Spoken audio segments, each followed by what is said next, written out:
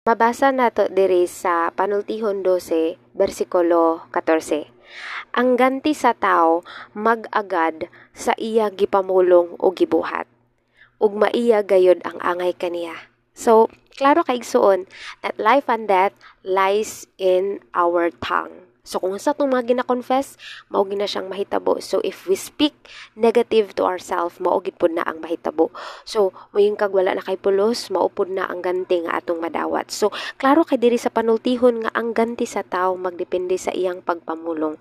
Amen, tungod kay dako kayo, kamahanan kayo ang words nga gagawa sa atong mouth.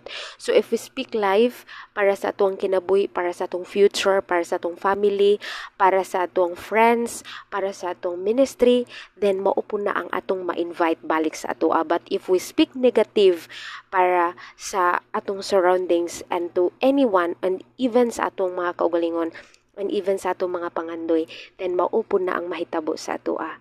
So, gitudloan ta karon ni Lord na careful ta sa mga negative words nga mong gawas sa ato ang mga ngabil. God bless!